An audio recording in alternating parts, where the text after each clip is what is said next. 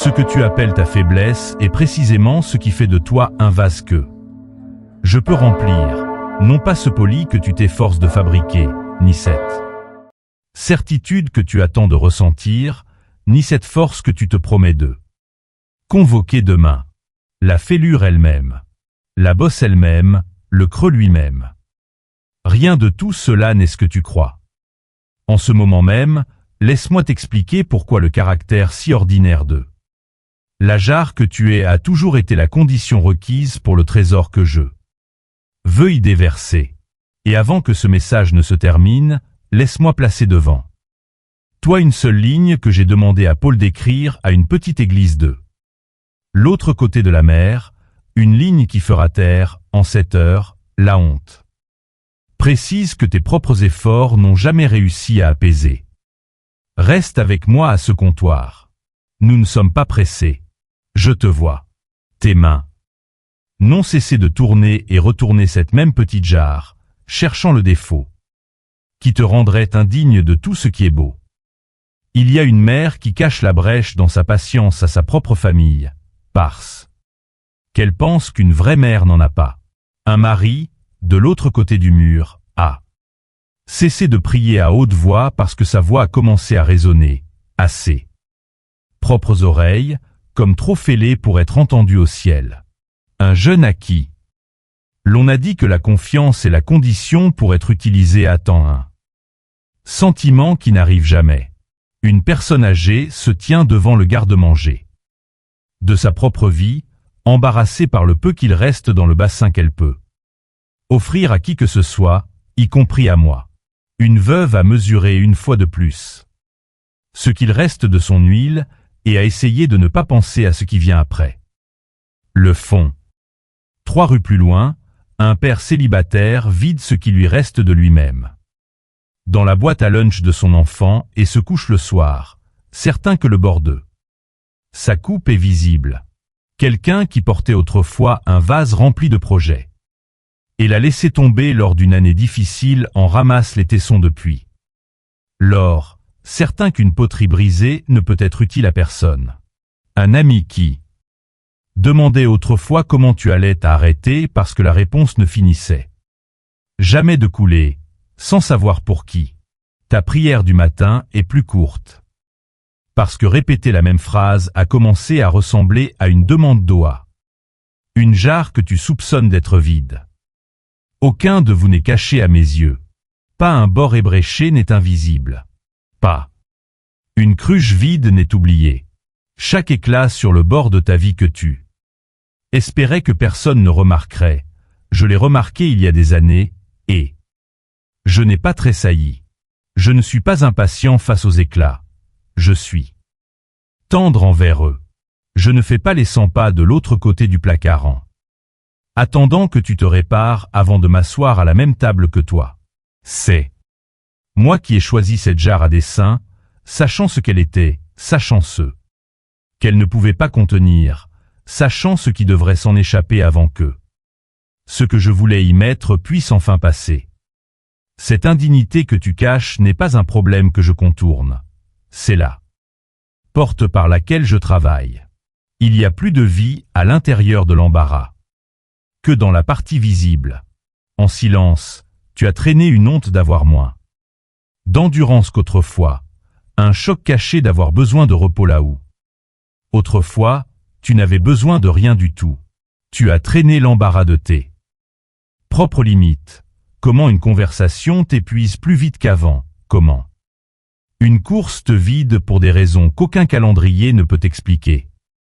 Comment même un petit événement social te coûte une journée entière de récupération. Tu as traîné la lassitude secrète de comparer ta propre reconstruction lente à l'aisance apparente de personnes dont tu ne vois pas réellement l'intérieur. Ces charges secondaires ne figuraient sur aucune liste contre laquelle on t'avait mis en garde. Silencieusement, elles ont grimpé sur le bord de la jarre, pendant que tes mains étaient occupées à la maintenir stable.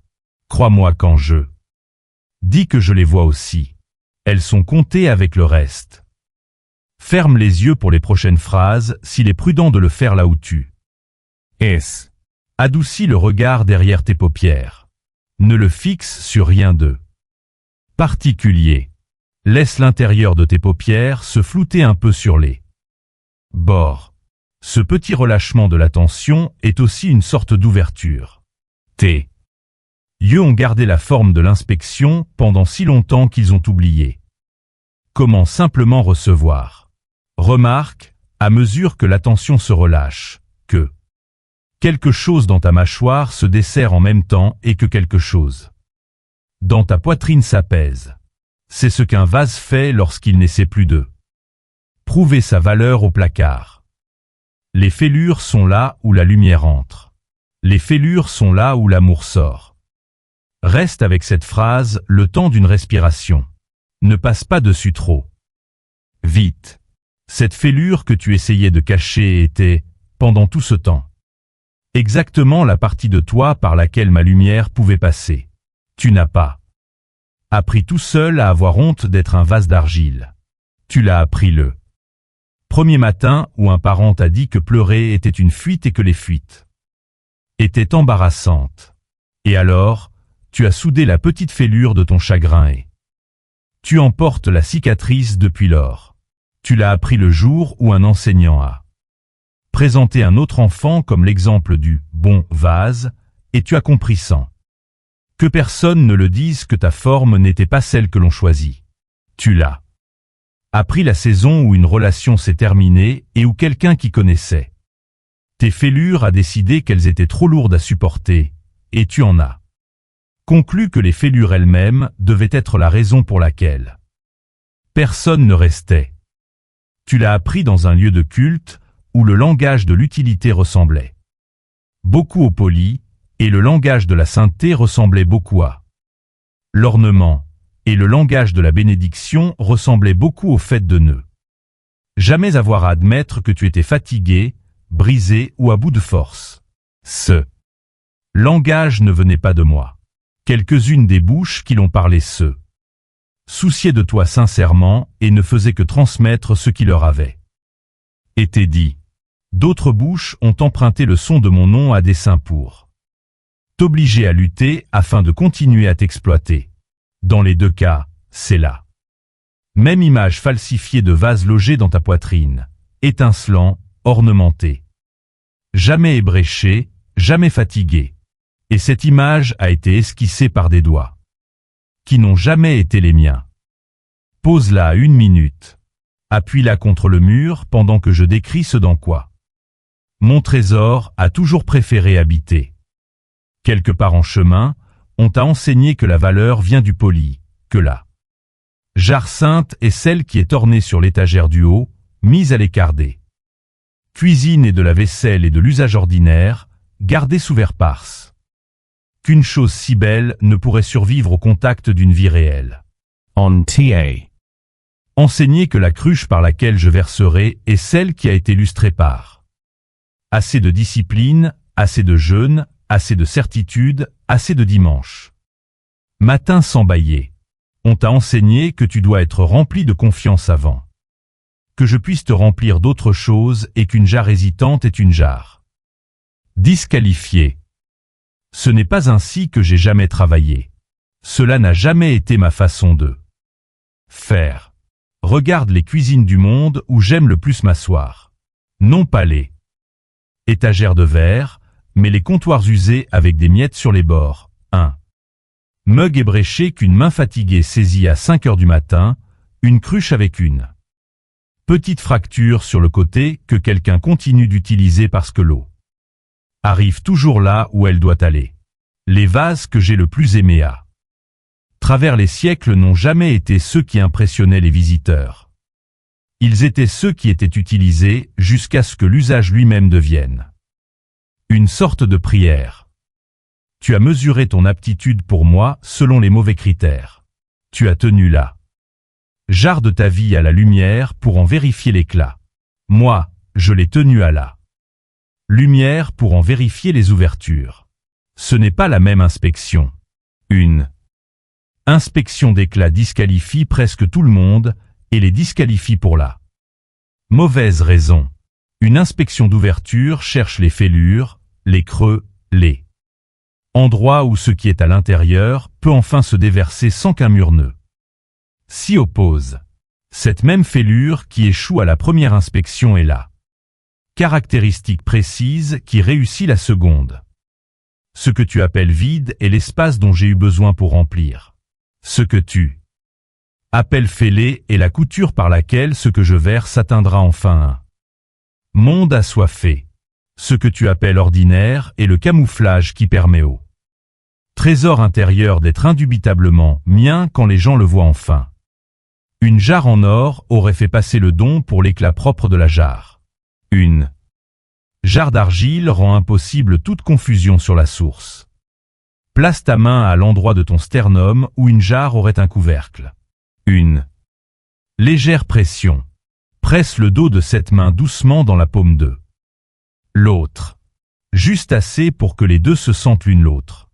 La main qui est au-dessus est la partie de toi qui a essayé de se sceller contre de nouvelles fuites.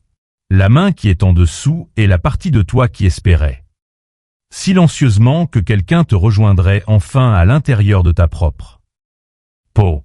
Laisse-les là pendant quelques respirations. Remarque que la main du bas ne s'effondre pas sous celle du haut, elle soutient simplement. C'est ainsi que je te tiens pendant que tu décides si tes fêlures sont réellement le problème. Tu les as traitées comme « Laisse-moi te ramener à une phrase que j'ai fait ».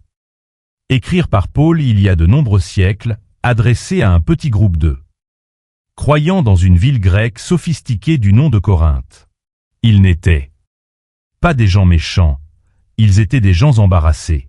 Leur ville regorgeait d'orateurs brillants, de professeurs charismatiques et de philosophes capables de tourner une phrase comme un potier tournin, des vases étincelants, tout le monde avec des foules à ses trousses dans chaque marché, mais croyants recevant. Cette lettre se mesurait à tout cet éclat et se recroquevillait sous la comparaison. Leur propre enseignant avait parlé simplement, était apparu simplement, tombait souvent malade. Leur propre rassemblement restait modeste. Leur propre corps restait fatigué. Silencieusement, lors des heures privées, ils avaient commencé à se demander s'ils ne tenaient pas le mauvais vase pour se voir confier quoi que ce soit d'eux. Sacré. Imagine-les un instant, une petite pièce à l'étage avec une lumière tamisée, une poignée de croyants issus de tous les horizons. Un esclave affranchi, un fabricant de tentes, une mère fatiguée, un pêcheur aux mains gercées, une femme riche qui avait donné plus qu'elle ne pouvait confortablement se permettre. Plus tôt ce jour-là, ils avaient traversé des marchés bondés de professeurs impressionnants et étaient retournés dans cette pièce haute en se sentant plus petits qu'à leur départ. Quelques-uns s'étaient fait dire par des voisins que leur foi était une religion de paysans, embarrassante à fréquenter dans une ville d'une telle brillance intellectuelle. D'autres étaient souffrantes et ne pouvaient cacher l'usure de leur corps. D'autres encore avaient échoué d'eux. Manière que la ville n'avait pas oublié. À l'intérieur de cette petite pièce, ils étaient assis ensemble avec une question silencieuse pressant. L'intérieur de chaque poitrine. Voulait-il vraiment nous choisir? Ni avait-il pas une assemblée plus brillante ailleurs qui aurait fait de plus beau présentoir pour son trésor? Le propriétaire de cet évangile savait-il ce qu'il faisait quand il a choisi des vases si manifestement faits d'argile? Cette lettre est arrivée. Elle a été lue à haute voix devant une salle remplie de croyants qui tenaient le bord de leur propre banalité d'une main serrée. À l'intérieur de cette lettre, je leur ai remis, et à toi qui écoutes depuis ta propre cuisine ordinaire, ton propre matin ordinaire, ta propre fatigue ordinaire, une phrase à garder précieusement pour le reste de leur vie. Voici ce que j'ai dit. 2 Corinthiens 4h7, mais nous portons ce trésor dans des vases de terre, afin que cette puissance supérieure soit attribuée à Dieu, et non pas à nous. Assieds-toi à côté de moi dans cette phrase. Prends-la lentement. Une lecture. Rapide ferait passer à côté de l'essentiel enfoui dans les syllabes. Trésor. Regarde le mot. Ce n'est pas un trésor potentiel. Ce n'est pas un trésor si tu te comportes bien. C'est un trésor déjà à l'intérieur, déjà. Là, placé par moi avant même que tu ne penses à demander. Ce qui est dans ta jarre, c'est ma présence, ma parole, mon esprit, mon amour, vivant dans les petites chambres de qui tu es. Il n'a pas été déposé parce que tu étais poli. Il a été déposé parce que j'ai choisi de le déposer. Le choix était mien. Le vase était mien à choisir. Vase de terre ou jarre d'argile. Lis ces mots une seconde fois. Pas du cristal, pas de l'or, pas de l'ivoire, de l'argile. Commun, ordinaire, fragile. Cassable, le genre de jarre qu'une maisonnée utilise pour l'eau et repose. Ensuite sur une table en bois sans cérémonie. C'est le vase que j'ai choisi pour ce qui est précieux. Non pas parce que j'ai dû m'en contenter, mais parce que je l'ai préféré. Parce qu'une jarre d'argile est honnête sur ce qu'elle est. Elle ne prétend pas être la source. Elle ne détourne pas le regard de ce qui est à l'intérieur.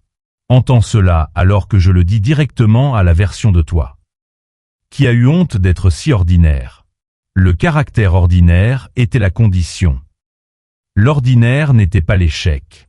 L'ordinaire est ce qui rend le trésor intérieur lisible comme trésor quand quelqu'un finit par regarder d'assez près pour le voir.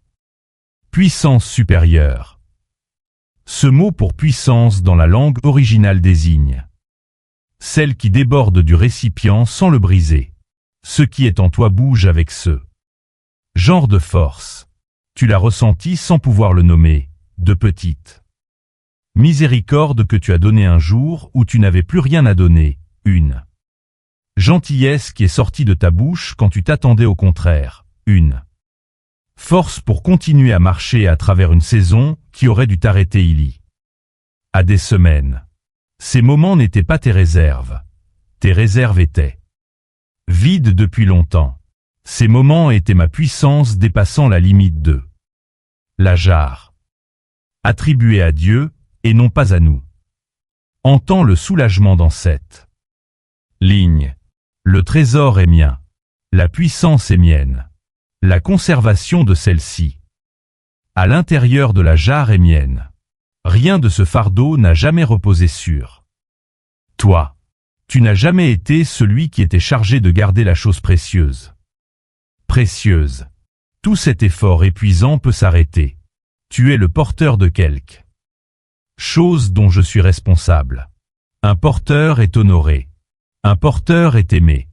Un porteur n'est pas la source. Comme je l'ai dit un jour par l'intermédiaire de l'un de mes anciens prophètes. Une veuve effrayée pendant une famine, l'huile dans ta jarre ne s'épuisera pas jusqu'à ce que la saison change.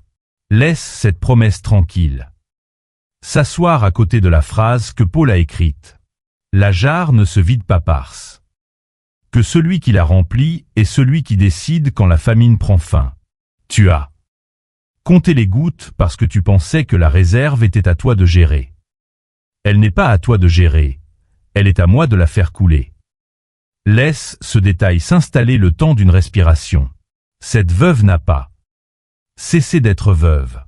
La famine n'a pas cessé le matin où le prophète est arrivé à sa porte.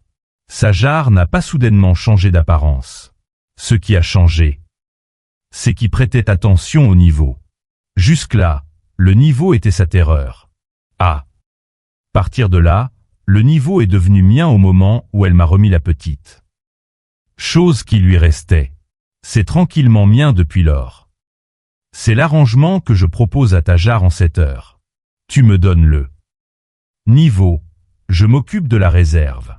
Tu arrêtes de mesurer avec terreur.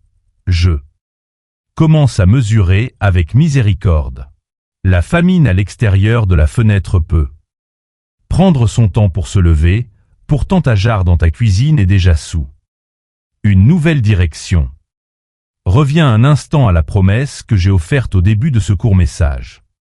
Je t'ai dit que je te montrerai pourquoi le caractère si ordinaire de la jarre que tu es a toujours été la condition requise pour le trésor que je veux y déverser.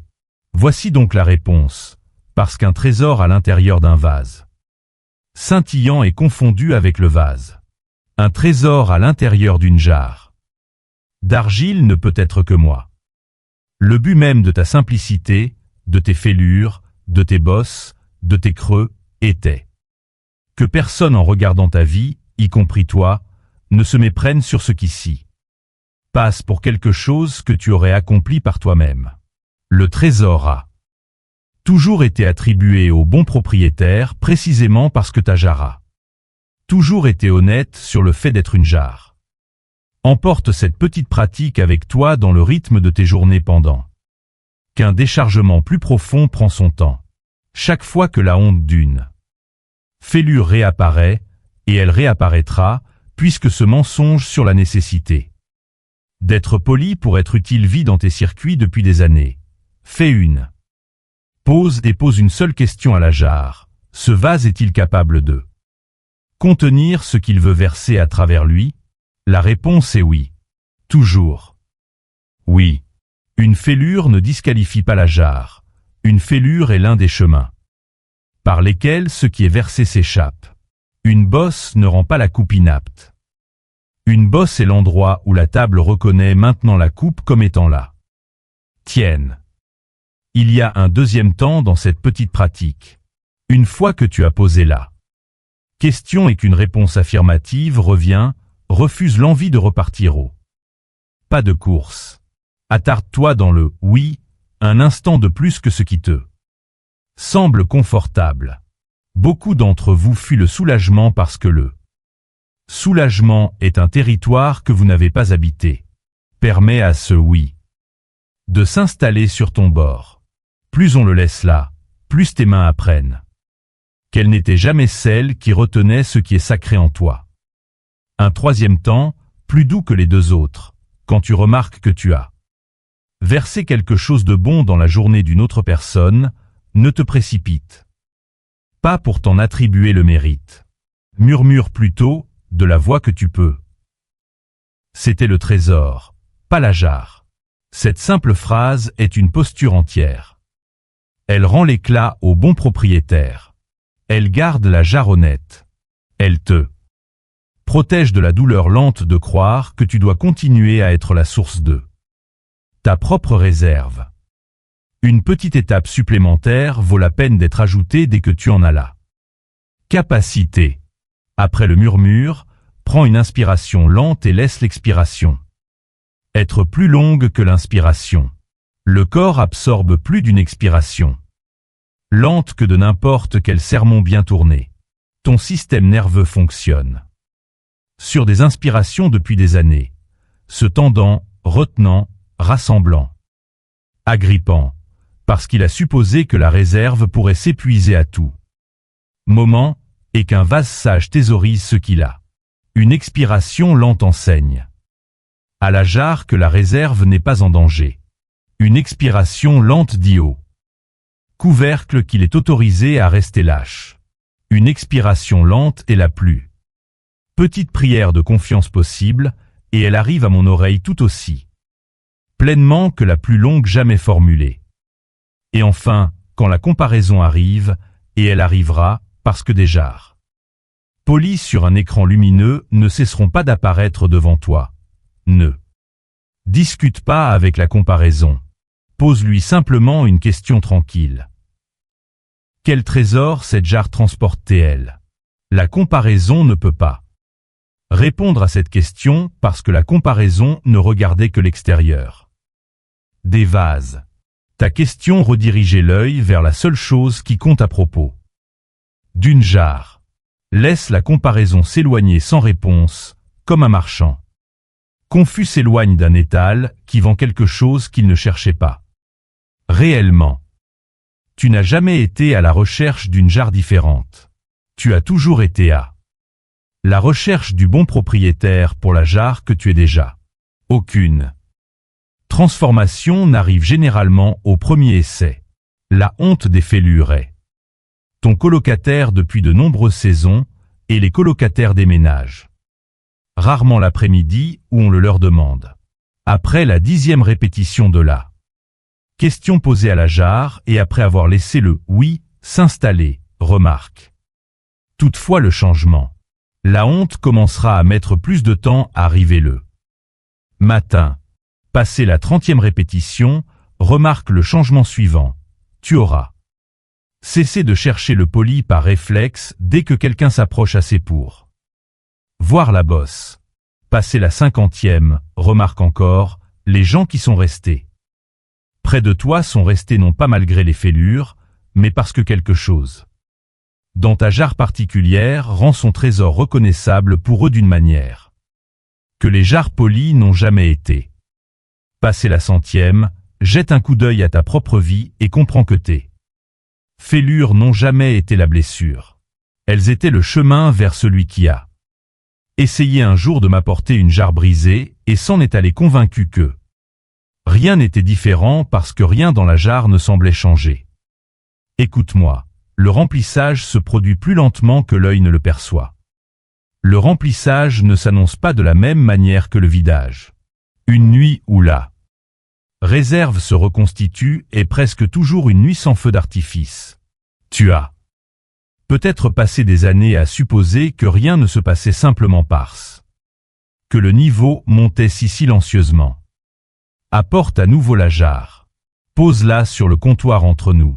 Mon robinet n'a pas été fermé. Tu avais seulement besoin d'un angle différent pour voir que l'eau arrive depuis le début. À celui qui compare la jarre dans ses mains aux jarres plus brillantes sur les écrans de son téléphone.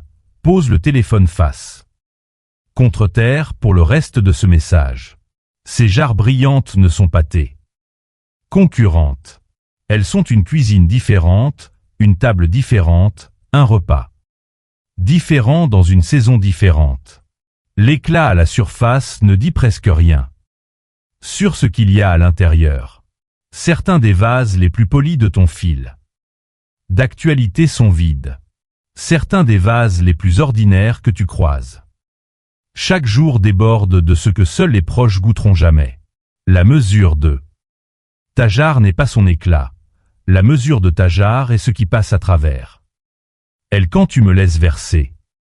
À celui dont la jarre semble non seulement ébréchée mais fracassée, un mariage qui s'est terminé, un corps qui s'est brisé, un rêve qui a volé en éclats, une confiance qui s'est brisée.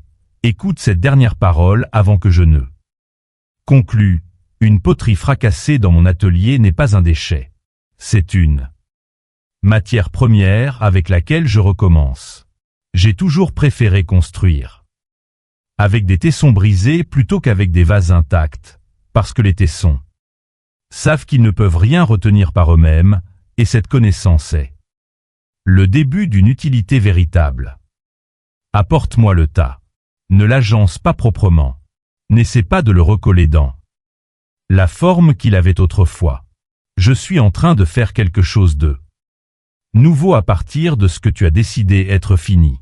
La pièce de toi dont tu as le plus honte parce qu'elle est brisée est celle que je placerai probablement à l'embouchure même de la nouvelle jarre, afin que ce qui coulera de toi ensuite passe exactement par l'endroit qui, selon toi, te disqualifiait. Au parent qui a regardé son enfant traverser sa propre saison de fêlure. Écoute ceci aussi. Ta tentation a été de réparer la jarre de ton enfant, de sceller les petites cassures avant que quelqu'un d'autre ne les voie, de faire le travail du potier et de l'aide-potier en même temps, en t'épuisant à essayer de garder le petit vase intact. Pose ce fardeau. La jarre de ton enfant n'est pas à toi de la réparer, elle est à moi. Les fêlures que tu vois apparaître dans la petite vie à tes côtés sont des fêlures auprès desquelles je suis déjà agenouillé. Ton travail n'est pas de sceller, ton travail est de témoigner. Reste proche, reste tendre. Laisse la petite jarre savoir qu'aucune fêlure ne la rend moins digne d'amour dans sa propre maison. Le déversement à travers la petite vie à côté de toi se produira selon mon calendrier, pas le tien. Et il passera exactement par les ouvertures que tu as essayé de fermer. Pour celui d'entre vous qui lit ces mots depuis une saison d'abondance, revenu stable, maison paisible, corps coopérant, mariage fonctionnant, écoute ceci. Également, l'abondance est sa propre variété de transport de jarre, comportant son propre risque. Un risque de l'abondance est l'oubli lent que la réserve a toujours été mienne. Les vases pleins pendant une longue période commencent à se comporter comme s'ils étaient eux-mêmes la source de leur remplissage. C'est la saison la plus propice au dessèchement lent, presque invisible, d'une jarre de l'intérieur. Reste tendre avec tes fêlures, même les jours où rien dans ta jarre ne se brise actuellement. Souviens-toi de la fragilité sous le calme. Garde le couvercle lâche. Garde le bord honnête. L'abondance ne disqualifie pas la leçon. L'abondance est le moment où la leçon s'oublie avec le plus de facilité. Entends le mantra une dernière fois avant de partir, comme un ami répète une vérité sur le pas de la porte. Là où sont les fêlures, la lumière entre. Là où sont les fêlures, l'amour sort. Porte cette phrase avec toi pour le reste de cette semaine, comme tu porterais une petite lampe dans une pièce où tu marchais dans le noir. Ce n'est pas un slogan, c'est la vérité sur le vase que tu es. Appuie-toi dessus. Amen. Si quoi que ce soit dans ce message a atteint l'endroit creux que tu cachais, laisse le mot « verser » dans les commentaires ci-dessous, non pas comme un slogan, mais comme un petit drapeau placé sur le bord d'une jarre à qui l'on a enfin dit ce qu'elle est.